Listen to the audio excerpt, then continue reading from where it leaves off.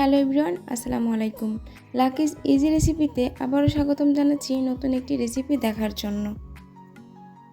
আমার আজকের রেসিপি সহজ ও খুব মজাদার এবং কালার ঠিক রেখে ভেন্ডি ভাজি। এই ভেন্ডি বা ঢেঁড়স ভাজিটা আমরা সবাই করতে পারি, বাট এটার কালারটা ঠিক রেখে সুন্দর একটা ভাজি করাটা আমি আজকে আপনাদের সাথে শেয়ার করব। আশা করছি যারা নতুন রাঁধুনি আছেন তাদের কাছে আমার এই সহজ ও মজাদার রেসিপিটি ভালো লাগবে। চলুন তাহলে শুরু করি আমার আজকের এই সহজ ও মজাদার রেসিপিটি। এখানে আমি হাফ কেজি পরিমাণ ভেন্ডি নিয়ে নিয়েছি, আর ভেন্ডিগুলো খুব ভালো করে ধুয়ে পরিষ্কার করে নিয়েছি। এখন এগুলোকে আমি ছোট ছোট টুকরো করে কেটে নিব। আমি একটা নাইফের সাহায্যে এই ভেন্ডিগুলো টুকরো করে কেটে নিয়েছি, তবে আপনারা আপনাদের সুবিধা মতো বটি কিংবা নাইফ দিয়ে যে কোনোভাবে এটা কেটে নিতে পারেন। আমি এগুলোকে খুব মিহি কুচিও না, আবার খুব একটা বড় বড়ও না, একটা মাঝামাঝি মিডিয়ামে রেখে আমি এই ভাজিগুলো কুটে নিচ্ছি।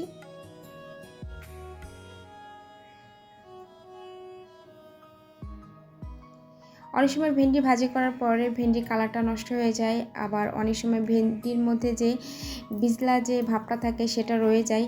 তো সব কিছু পারফেক্ট রেখে আজকের ভাজিটা আপনাদের সাথে শেয়ার করব।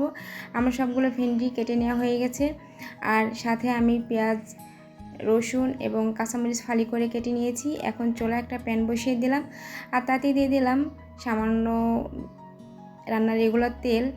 এখানে 1/4 কাপ রান্নার রেগুলার তেল আছে, আমি নিয়ে নিলাম।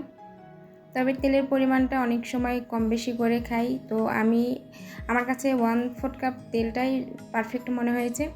এখন আমি এখানে পেঁয়াজ, মরিচ আর যে রসুন কুচি করে কেটে রেখেছিলাম সেগুলো দিয়ে দিলাম। এগুলো হালকা সফট হয়ে আসা পর্যন্ত ভেজে নিব, তবে একদম ব্রাউন কালার করে নিব না, এতে করে ভাজির মধ্যে যে পেঁয়াজ মরিচের যে স্মেলটা এটা ভালো লাগবে না। এই জন্য আমি হালকা কালার করে ভেজে নিব। এখানে আমি দিয়ে দিলাম সামান্য পরিমাণ জিরা, তবে জিরার এই ফ্লেভারটা আমার কাছে অনেক ভালো লাগে, এই জন্য দিয়ে দিলাম, তবে কেউ পছন্দ না করলে স্কিপ করতে পারেন। আর এই পেঁয়াজ, মরিচ আর রসুনটা ভেজে নেওয়ার জন্য আমি এখানে স্বাদ মতো লবণ দিয়ে দিলাম, এতে করে খুব দ্রুত এটা সফট হয়ে আসবে। এখন দিয়ে দিচ্ছি এখানে সামান্য পরিমাণ হলুদের গুঁড়াটা দিয়ে আমি সব কিছু একত্রে মিশিয়ে নিব। তবে হলুদের গুঁড়াটা খুব বেশি দেওয়া যাবে না, এতে করে কালারটা নষ্ট হয়ে যাবে আর টেস্টটাও নষ্ট হয়ে যাবে। সামান্য পরিমাণ আমি হলুদের গুঁড়া দিয়ে দিলাম, জাস্ট একটু কালারের জন্য। তবে আপনারা চাইলে হলুদের গুঁড়া না দিয়েও ভাজিটা করে নিতে পারবেন, স্বাদের কোনো হেরফের হবে না। আমি এখন আগে থেকে কেটে রাখা যে ভেন্ডিগুলো সেগুলো দিয়ে দিলাম। এখন অনবরত নেড়ে চেড়ে এই ভেন্ডিগুলোকে ভেজে নিব। আর যখন ভেন্ডিগুলো ভাজবো তখন চুলার ফ্লেমটা একটু হাই রেখে ভেন্ডিগুলো ভেজে নিতে হবে, তা না হলে এর উপরের যে সুন্দর কালারটা এটা থাকবে না। কারণ এটা যখন ভাজি করব তখন ভেন্ডির মধ্যে যে বিজলা ভাবটা থাকে, এটা চুলার ফ্লেমটা হাই রেখে ভাজি করলে এটা খুব দ্রুত এটা চলে যায়।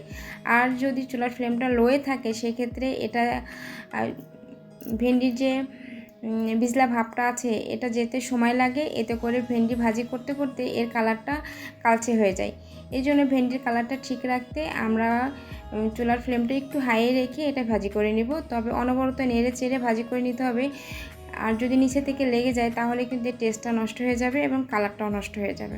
তাই অনবরত নেড়ে চেড়ে এই ভাজিটা করে নিব, সুন্দর একটা কালারও থাকবে এবং ভাজির টেস্টটাও খুব ভালো থাকবে। এই ভেন্ডি ভাজিতে খুব বেশি মশলার প্রয়োজন হয় না, অল্প মশলায় এই ভেন্ডি ভাজি করে নেওয়া যায়। আমি এখানে লবণটা চেক করে নিলাম, আপনারা আপনাদের স্বাদ মতো লবণটা চেক করে নেবেন।